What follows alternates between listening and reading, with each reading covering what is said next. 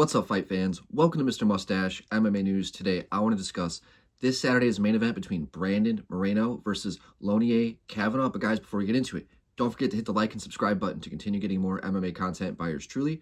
Help the channel grow. All right, guys, getting right into it. We got a weird main event this Saturday, right? Originally, it was supposed to be Brandon Moreno versus, I think, Asu Almabayev. Asu ended up having to pull out of the fight, and then they brought in Kavanagh. Now, I'm not really sure if Lonier was supposed to fight on the card itself, and then they moved him up. I don't really remember that. But it's strange to kind of give him a main event slot coming off of the knockout loss to a guy like Charles Johnson, right? Where you have a guy like Charles Johnson who knocked him out, yeah, coming off of his own knockout loss, but he's already kind of scheduled to fight somebody else. They could have kind of pulled him away and put him up against Moreno. But what are you going to do, right? You got Kavanagh, who is young. He is dangerous. He was riding, you could say a 3-fight win streak after the Contender Series win, and then he had 2 back-to-back pretty good showings against guys like Felipe Dos Santos, and I think it was Jesse or Jose Ochoa. And he just looked good, strong. The way that he fights long. He has good feints.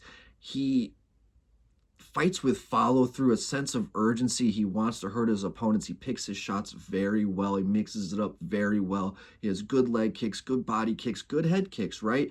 And when it comes to his striking, he fights very long and uses a lot of his feints to get his opponents to bite, and then he'll capitalize, throw the big strike.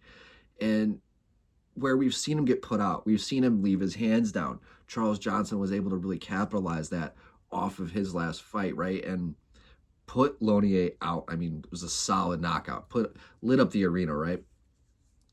So now we're seeing him bounce back against a tougher test in Brandon Moreno, who himself is coming off of a tough loss back at UFC 323 against Tatsuro Taira in a fight where, won the first round, right? It was pretty clear and decisive. Brandon went out there, won the first round. Taira got the fight to the ground in the second and was able to find the, in my opinion, early stoppage victory, where it wasn't looking good for Brandon. Taira was stuck to him like glue. It did not seem like he was really able to get out of that position. But those strikes, I don't think were enough to stop the fight yet, where, yeah, he was taking shots. It wasn't looking good for him. But in these high ranking situations, almost championship level situations, I think you kind of need to let it go a little bit, and when you see a guy still moving, still conscious, and really kind of still in it that high up, it's tough to stop. I was not a fan of the stoppage, but it wasn't looking good. And we would have seen going into that third round, it probably would have been 1-1, right? Maybe a 10-8 for Taira in the second, but that's my point. So I feel like the UFC is, in a sense, trying to help Brandon Moreno, but also trying to show Kavanagh, like, hey, this is the top. You want your chance. You want your opportunity to bounce back and get right into, top 5 position, right? And we saw this again with the Josh Hokit and Curtis Blades matchup. The UFC, they're definitely trying to push some of these young guys up, the guys who like to talk, the guys who can be exciting, younger dudes. They're starting to push them forward and kind of, you can see them, not force guys out, but just to see what they got, right? Not, because they're in a position where you can't really push anybody too slow right now. We need stars. And here, I like it. I like the fight, even though it doesn't really make sense here with Moreno and Kavanagh. It doesn't make sense, but I like the fight.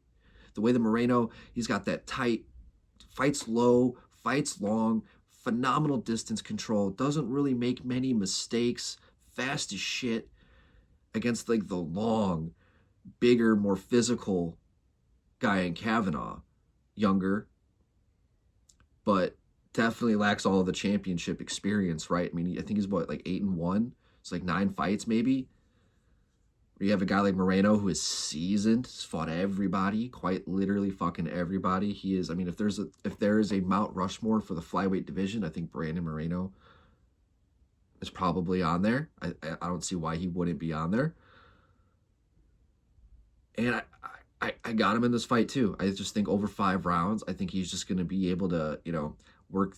I think his ability to create distance, to keep the fight at his range, his ability to close distance, all those things is going to kind of just be where the fight takes place, right? I think that's just going to be how he's going to be able to take over. And I just think the pace, the distance control, and just kind of taking advantage of the aggression and the explosiveness and kind of the length that Kavanagh fights with.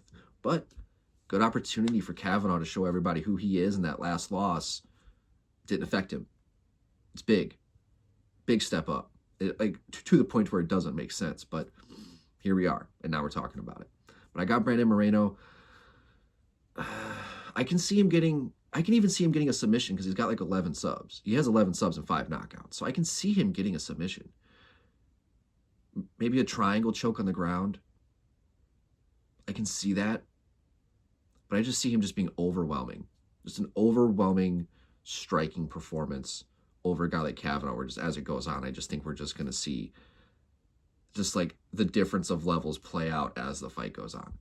But guys, that's going to do it for today. I love to hear your guys' thoughts on this fight, on this main event, who you guys have and why. Love to hear it. But that's going to do it for today, guys. Mr. Mustache, MMA News out. Let's fucking go, fight fans.